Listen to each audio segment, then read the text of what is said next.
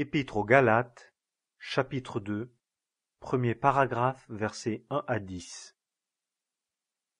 Ensuite, au bout de 14 ans, je montai de nouveau à Jérusalem avec Barnabas, prenant aussi Tite avec moi.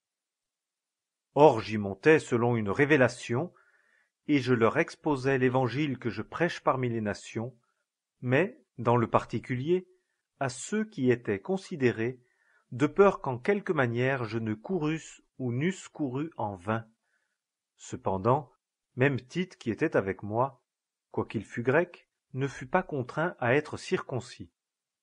Et cela à cause des faux frères, furtivement introduits, qui s'étaient insinués pour épier la liberté que nous avons dans le Christ Jésus, afin de nous réduire à la servitude, auquel nous n'avons pas cédé par soumission, non pas même un moment, afin que la vérité de l'Évangile demeurât avec vous. Or, de ceux qui étaient considérés comme étant quelque chose, quels qu'ils aient pu être, cela ne m'importe en rien. Dieu n'a point égard à l'apparence de l'homme. À moi, certes, ceux qui étaient considérés n'ont rien communiqué de plus. Mais au contraire, ayant vu que l'évangile de l'incirconcision m'a été confié, comme celui de la circoncision l'a été à Pierre, car celui qui a opéré en Pierre pour l'apostolat de la circoncision a opéré en moi aussi envers les nations. Et ayant reconnu la grâce qui m'a été donnée, Jacques et Céphas et Jean, qui étaient considérés comme étant des colonnes, me donnèrent à moi et à Barnabas la main d'association, afin que nous allassions vers les nations et eux vers la circoncision, voulant seulement que nous nous souvinssions des pauvres, ce qu'aussi je me suis appliqué à faire. Deuxième paragraphe, versets 11 à 21.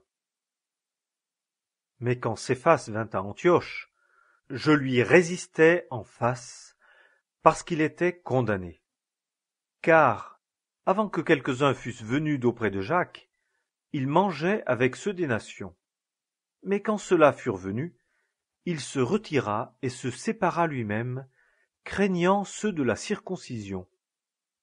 Et les autres Juifs aussi usèrent de dissimulation avec lui, de sorte que Barnabas même fut entraîné avec eux par leur dissimulation.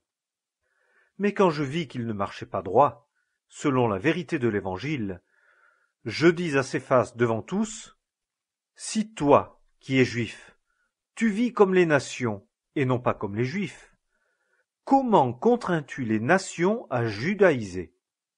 Nous qui, de nature, sommes juifs et non point pécheurs d'entre les nations, sachant néanmoins que l'homme n'est pas justifié sur le principe des œuvres de loi, ni autrement que par la foi en Jésus-Christ, nous aussi nous avons cru au Christ Jésus, afin que nous fussions justifiés sur le principe de la foi en Christ, et non pas sur le principe des œuvres de loi.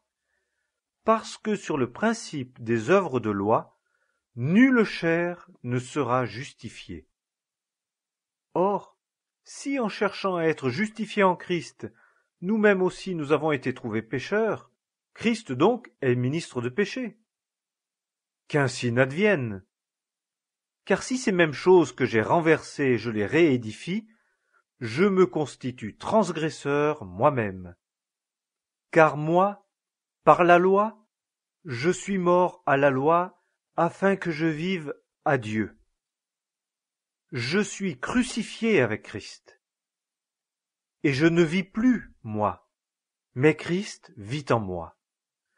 Et ce que je vis maintenant dans la chair, je le vis dans la foi au Fils de Dieu qui m'a aimé et qui s'est livré lui-même pour moi. Je n'annule pas la grâce de Dieu, car si la justice est par la loi, Christ est donc mort pour rien. Épître aux Galates,